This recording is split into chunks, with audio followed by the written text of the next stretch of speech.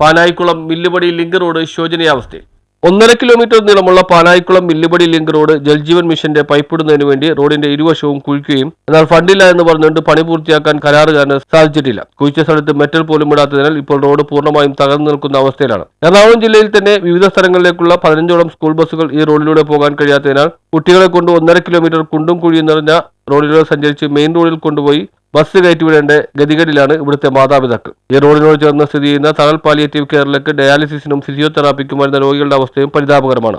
എത്രയും വേഗം ഈ റോഡ് സഞ്ചാരി യോഗ്യമാക്കണമെന്നാണ് സമരസമിതിയുടെ ആവശ്യം. ഈ ആവശ്യം ഉന്നയിച്ചുകൊണ്ട് ജനകീയ സമരസമിതിയുടെ നേതൃത്വത്തിൽ റോഡ് ഉപരോധവും പ്രതിഷേധ സമ്മേളനവും നടത്തി. ജനകീയ സമരസമിതി രക്ഷാധികാരി ഭാവ ഉദ്ഘാടനം ചെയ്ത പരിപാടിയിൽ സമരസമിതി ചെയർമാൻ ബഷീർ പുന്നുത്തറ അധ്യക്ഷത വഹിച്ചു.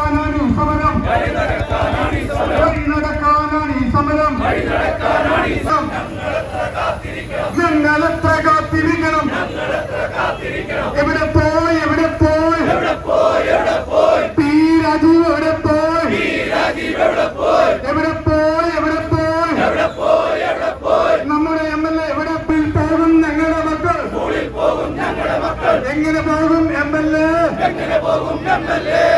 സൂചനയാണിത്,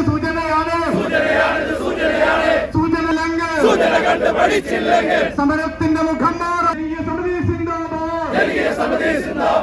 ഒരു വർഷത്തോളമായി പാനായിക്കുളം മില്ലുപടി റോഡിന്റെ ശോചനീയാവസ്ഥ. പല പരാതികളും അതുപോലെ തന്നെ ഇവിടുത്തെ ഭരണാധികാരികൾക്ക് കൊടുത്തിട്ട് പോലും ജനങ്ങൾക്ക് സഞ്ചരിക്കാൻ പറ്റാത്ത രീതിയിലാണ് ഈ റോഡിന്റെ അവസ്ഥ കിടക്കുന്നത്. നിങ്ങൾക്കറിയാം, നിങ്ങൾ ഇതിൽ സഞ്ചരിച്ചറിയാം, നമുക്ക് നടക്കാൻ പോലും പറ്റാത്ത സാഹചര്യമാണ് ഈ റോഡിലുള്ളത്. അതിനെ തുടർന്ന് ഇവിടുത്തെ ജനങ്ങളും വിവിധ രാഷ്ട്രീയ പാർട്ടികളും കൂടി ചേർന്നിട്ട് ഒരു ജനകീയ സമിതി രൂപീകരിച്ച് അതിന് ഇന്നിവിടെ നടത്തിയ സമരമാണ് റോഡ് ഉപരോധം.